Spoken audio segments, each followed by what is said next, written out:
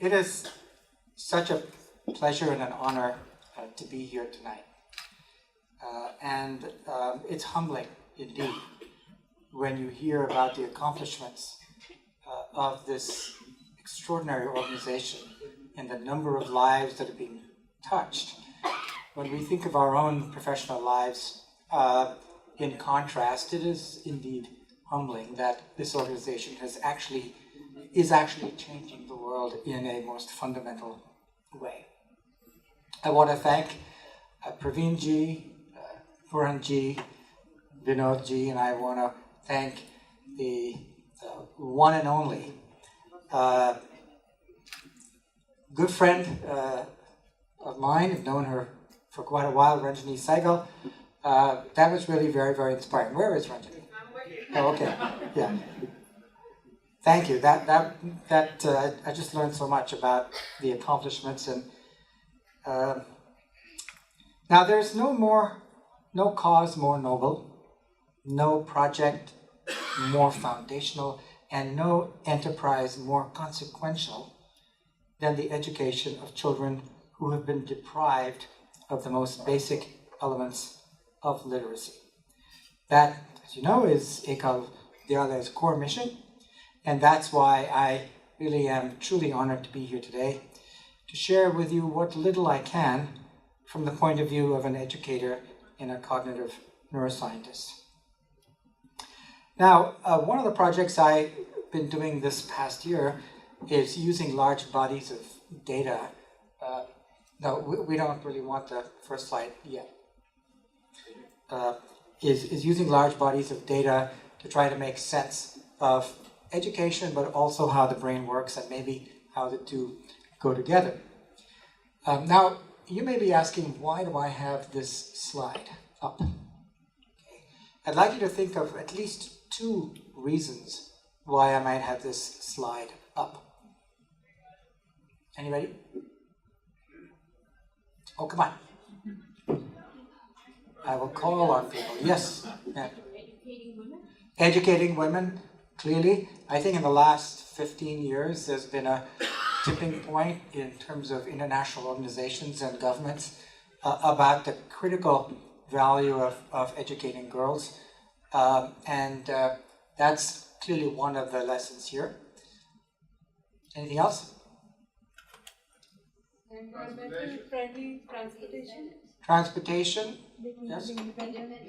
Independence. Those are all good things. But the title of my talk is Learning in the Brain. Yes. Empowering them? Empowerment. They need helmets. That's a good one.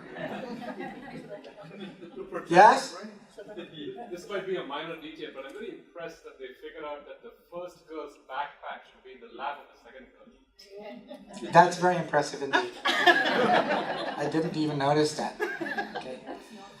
Well, the lesson of this is that learning optimally is really like learning to ride a bicycle.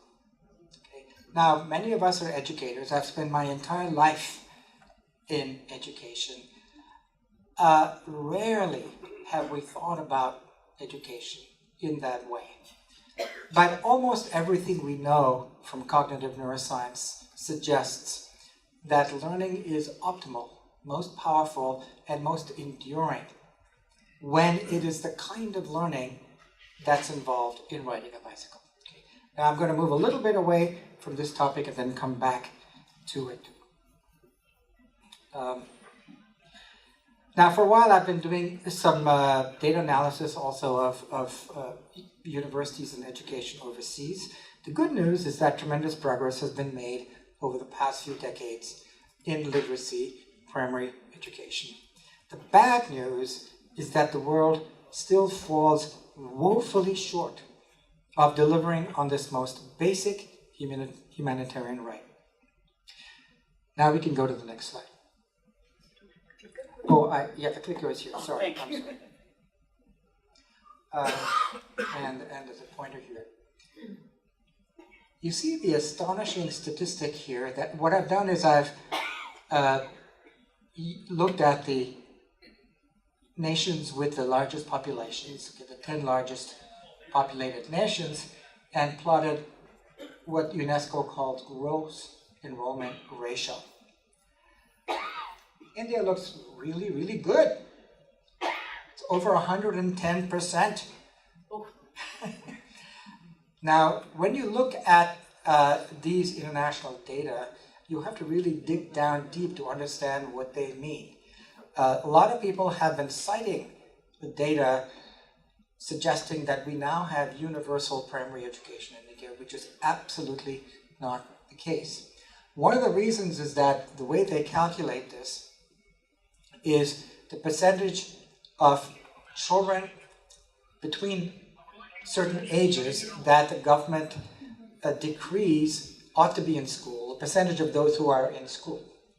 But indeed, many, many more people are attending primary school than those within those ages, in part because many are failed and have to repeat standards, and there are others who attend late in life. So these data should really be taken with a grain of salt. Secondly, the enrollment data greatly understate the actual learning that goes on. There's a lot of discussion about teacher absenteeism in India and vacancies in teaching positions. In fact, if you try to put your finger on what the rate limiting factor is in scaling up education in India, it turns out that the availability of teachers and the lack of attendance of teachers who are employed is in fact one of the rate limiting factors. And that's also why this organization is so interesting, because you're actually mobilizing thousands of people to be teachers. Now, if you go beyond primary education to secondary education, here you see, where is India? India is the green circle. You see steady progress. That's good, but still a lot of work, okay, to be done. As somebody who's spent my career in higher education, I've been following that the closest, and there you have a huge, huge crisis. Okay, if you put aside all of the rhetoric, what you see is that United States, Japan, and Russia have almost as high as each other rates of higher education enrollment, with the United States being at the top. Okay, and India, Indonesia, Brazil, Pakistan, Nigeria, Bangladesh, way down here. There's a little bit of progress, but it's not happening anywhere near fast enough to sustain an ambition to be competitive in the global economy. And so when I go to conferences, particularly conferences where there are social entrepreneurs working in India, this is what I talk about. This is a looming crisis. And when you talk to CEOs of Indian businesses, in spite of the large population, they have trouble finding people to fill their positions. We are simply not training in India the numbers of people with the right kinds of qualifications. And even of those who are enrolled, these are just enrollment data. As I said before, teacher absenteeism, vacancies in hiring teachers for most of the colleges in India, because quite understandably, people can make a better income moonlighting or giving tuitions or other sorts of things. Greatly, because of those factors, the actual learning that's going on is greatly understated in these numbers. As you probably know, each year, roughly 12 million Indians enter the workforce for the first time. Okay, so each year during which we don't scale up dramatically the education in India means 12 million people start their working lives lacking the skills that will be necessary for them to get jobs at that time, but also to be able to retrain themselves have the skills to relearn for the rest of their lives as the economy gets stronger. Now, I'm glad to hear Ranjali talking about scaling, because the problem here is a scaling problem, as with a lot of problems in India. How do you take a small experiment and scale it up to these staggering numbers? Okay? I would say, certainly from my work and also with my cognitive neuroscience hat on, that there are the three most urgent steps are, not in any order, widespread access to the internet, which actually I would say has to be at the top, because there's a lot of really interesting work. I'm sure you've read about these experiments. Kids will learn on their own if you put an interactive computer system in front of them, and they'll teach each other. And so provide it, and they will come. I don't know, Ranjani, if you've seen that, or if that's just a myth, or what you're feeling about that. But yeah, I completely agree. Right. They Right. absolutely love it, and it's very, very easy. Only thing Yeah. is they're afraid of it a little bit. Of course. And that's the only thing. You always need guidance, and Yeah. that's second point is that the teachers are critical.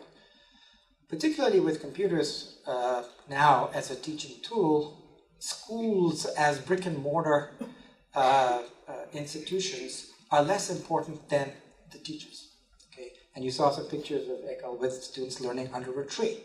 The teacher is much more important than that building that was there.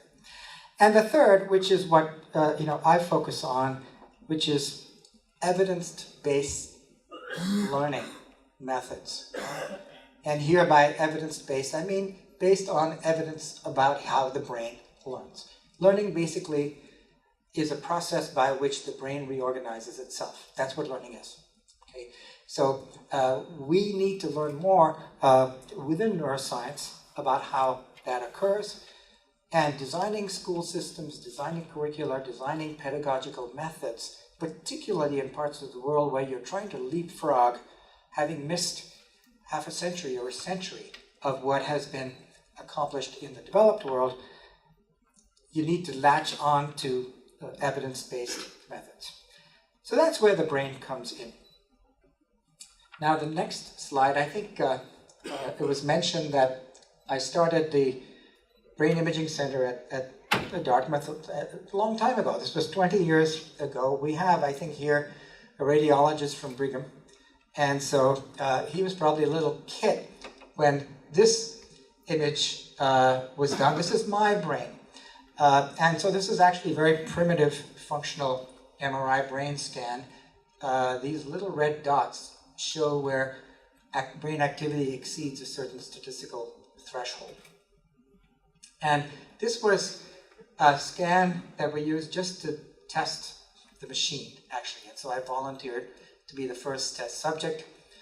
My department thought that, I'd just become an associate dean. My department thought, I thought they were honoring me because I got them this great machine. And they said nothing of the kind. We want to test the hypothesis that administrators are brain dead. And so I assured them that every year I would do another brain scan to prove that my brain was not atrophying as a result of having gone over to the dark side of administration.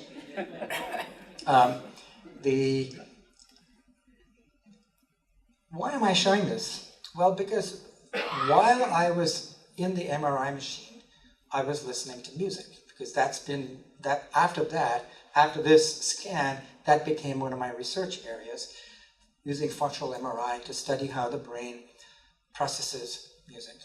So most of you have had MRI brain scans. You have to be very, very still. The parts of the brain that I expected to see active were active, and I was relieved to see that right here, which is called a superior temporal gyrus, because it has pitch detectors there in responding to music. I learned a few things about my brain, such as that while I have that activation on the left side, I don't have it on the right side. If you find the equivalent scan here, there's nothing there, and things like that. But one of the surprises was that there's a lot of activation in this part. Now, in the back, you may not be able to see the red dots. Can you see the red dots in the back? if you can, well, look at my laser here, there are a bunch of red dots. And that means that the cerebellum of the brain was active. The cerebellum is not really thought to be involved in perceptual processing of auditory information. Okay? And yet it's going nuts. Okay? The cerebellum is very involved in movement, timing, coordination of movement. But in an MRI machine, you're completely still. So, what does this mean? This result has been replicated and enhanced. Just listening to music activates the motor centers of the brain. In other words, your nervous system is wired to be able to move and act in the world. Okay? There is no such thing as just passive perception. I bring this up because that relates back to the image of riding a bicycle. When you teach, now I'm lecturing to you, but you're, overeducated, sophisticated audiences. Generally speaking, lecturing to children is a waste of time because it's completely passive. And so the one thing I'll say today about the brain, there are lots of things to be said about what the brain tells us about learning. The one thing I'm going to say today before I wrap up is the most powerful form of learning is active learning. Okay, learning by actually interacting with the world around you, by producing, whether it's producing actions, producing words, producing ideas, producing art. If you're talking about science, you can teach science in a very active way, having people design things or actually do create problems, solve problems. The most important thing about active learning, besides the fact that the brain really, really wants it, okay, and little children are terribly bored and restless with passive kinds of learning, particularly boys, because of difficulty with paying attention. Minds are wandering, fidgeting, and adults are saying, "Stop that, sit straight." When you're fighting against a brain, a young brain that says, "I want to interact with the world. I want to test the world. I want to push things. I want to drop things. I want to try things." That's also where computers come in, because what better technology to facilitate this tendency for active learning than a computer? But there are at least 5 things I want to say. How am I doing on time, Ranjani? Am I way over? Or? That's okay. Ranjani? It's okay.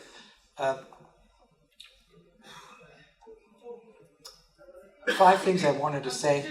Pardon? Few more minutes. Few minutes. It Okay. is so interesting, I hear. So please go ahead. Our supporter and donor tells us to go ahead. So. Oh, good. Okay. Please, 5-10 minutes. 5 things that are very important about active learning to be attentive to if you actually want to translate that priority into educational philosophy and practice. And all of these, except one, are antithetical to many of the traditions of teaching, okay? Which is why we have to change our mindsets about them. Number 1, you have to inculcate an environment where students are free to make mistakes and to take risks. Until I got to college here in this country, that was a foreign idea. You know, the idea that it was okay to make mistakes and to take risks. And even in my classical music training, oh my goodness, the whole goal was not to make a mistake. Okay, it's a horrific way to learn.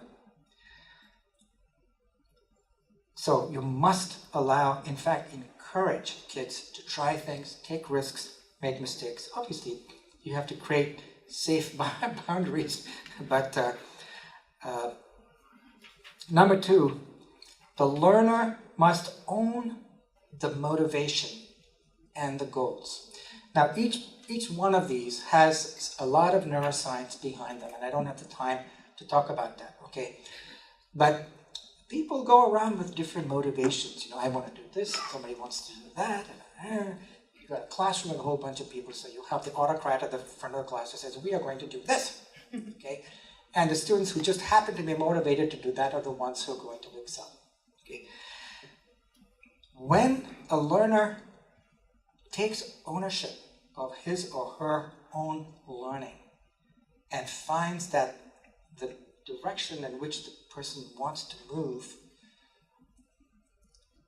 is the one being facilitated by the learning is greatly enhanced.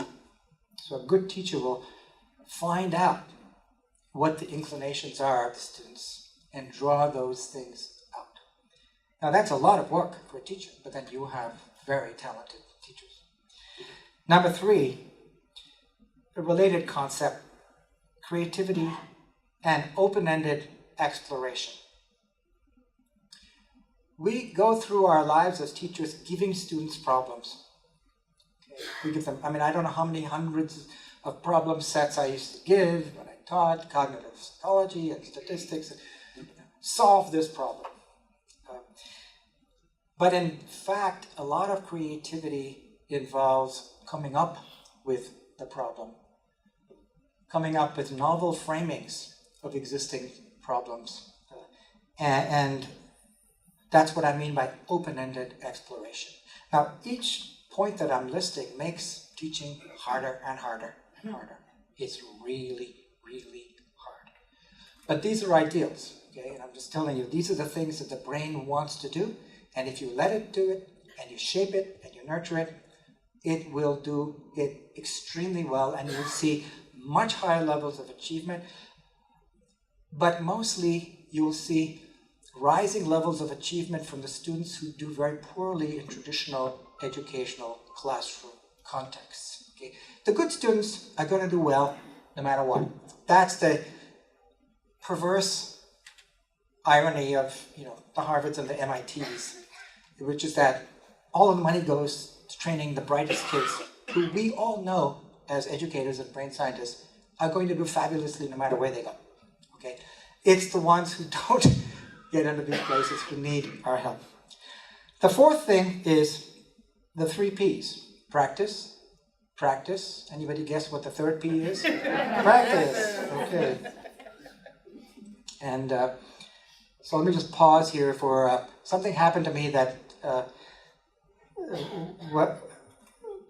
I never dreamed would happen to me. I was in New York City. I was an undergraduate student, and I was in New York City briefly, and my mother was visiting, and we were going to go to a concert at Carnegie Hall, and I had my violin with me because I brought it down from school so I could practice. And I was late getting to Carnegie Hall, and I was running and trying to find my way through the subway, and I stopped a policeman and said, how do I get to Carnegie Hall? As soon as I asked that question, I said, oh no, I just really walked into this. And he looks at me, and he looks at my violin, and he says, practice, practice, practice. Okay? And the 5th point is not just any kind of practice. Sheer repetition is not productive practice, even though that's what we were taught on the violin. Take a passage of music that's hard and practice it again and again and again and again and again until you get it right. Okay? All the research to date shows that that's suboptimal. Mixing it up is optimal. There's a set of experiments that are counterintuitive with respect to what we tend to think in terms of pedagogy. And I'll just briefly summarize and then bring it to a close. In a typical one of these experiments, people are given a set of tasks to learn. Okay, so they might be told, learn to type a sequence of digits on the computer, and here's one sequence, here's another sequence, here's another sequence, here's another sequence. Okay, and then you have 2 minutes to practice that, and then we're going to give you, you come back the next day, and you practice them, and you come back the next day, and you practice them. And then after a few days beyond that, they're tested to see how fast they can do it. The participants were divided at random into 2 conditions. In one condition, they got a sequence. They said, this is the sequence of numbers. Start to type it and get as fast as you can. And so they practiced the same sequence again and again and again and again and again. Then they got the second sequence, and they practiced that again and again and again and again and again in the third sequence. In the second group, it was all mixed up. They said, these are the sequences. Now, practice this, then you practice that, then you practice this. And they would select it at random. Caused a lot of frustration on the part of the learners. And indeed, during the practice sessions, which group do you think got better at any given? Pardon? No, the first one got better. If you take something and you really practice it again and again and again, in the short term, you get better really, really fast. Okay? If you mix them all up, you have this sequence, you have that sequence, none of them improves that much. Okay? Which is why we don't use this method in teaching. Okay? Come back the next day, and it takes them a while to remember them, but then very quickly, those in the first group get up almost to the asymptote. You give them a sequence, they just toss it out. The next one, the second group is still struggling because you're throwing different sequences at them and they don't remember, and making mistakes. So the first group reaches their asymptotic learning much sooner, and the asymptotic learning of the first group is much higher than the second one. But then you say, bye-bye, come back to the lab in a week, and they come back to the lab in a week. Then you test them on those same sequences, and there the effect completely reverses. Okay? The ones who had achieved much higher performance because of this blocked practice were a lot worse than the ones who had achieved lower levels of performance the first time. So what we say in cognitive psychologists, and everybody in cognitive psychology and cognitive neuroscience knows this result, we don't really know how to translate that into our teaching because the whole educational curriculum is so sequenced and compartmentalized. Okay, first you learn this, you master it, you get 50 problem sets, quadratic equations. I remember getting 50 quadratic equations, for homework. Do it. Then you move on to this. Then you move on to that. But then when you come back and somebody throws you a quadratic equation, you're stumped. Okay? So let me ask you, before we close, think of a course that you took in college. A lot of technical people here, so maybe it's a technical course. Okay, for me it's organic chemistry, because that was, I was the only person in the class who took it because out of interest. Okay? So they looked at me and said, "You are such a nerd." Okay, they were either pre-med or they were chemistry majors. And so you learn this really, really complicated stuff, and you get good at it, and you study hard, and you get the good grades, step. I remember after getting an A in that course, 6 months later, I had a summer job as a lab assistant. That was not my major, okay, so I wasn't keeping up with the material. I had a summer job as a lab assistant, and my supervisor threw me a research paper to read, and I saw this equation, and it really looked alien. And I stared at it, and then I realized, oh my God. 6 months ago, I would have been able to write the structural formula right away, but I had no recollection. So the learning curve goes like this, the forgetting curve goes like that, okay? And I have in one of the videos that was mentioned, I call it the dirty little secret about learning, which is that we forget. We forget fast, and we forget dramatically.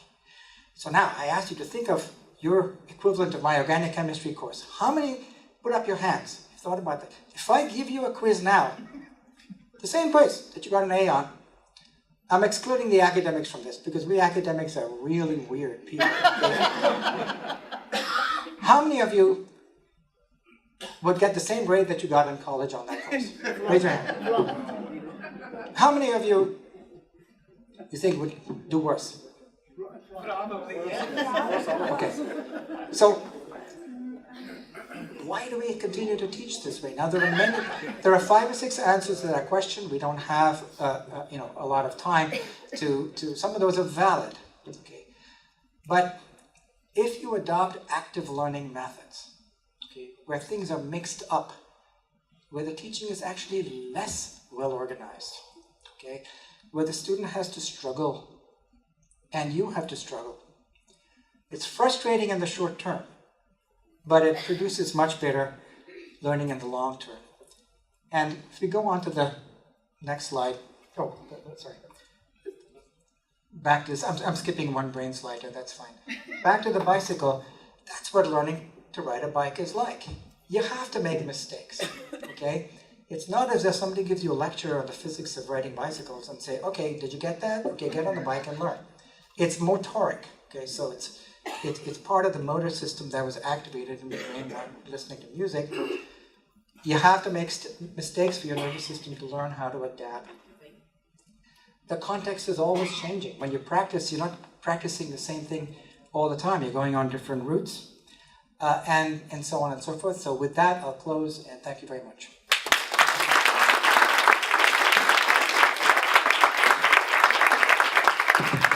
Thank you, Jamshed. So we have, no Jamshed, you cannot go away yet. You're going to be garlanded today by this beautiful lady. You want to come up that side, Jamshed? Jamshed, come on up here. This way. And this is my young youth leader who is going to garland you with this pearl necklace that was made in our village. And it says Ekal on it. So in our skill development center, by the way, the sari I'm wearing comes from the skill development center. And in your packet, there's some turmeric that comes from the village as well. So, and this is from Ekal to you. Thank you so much.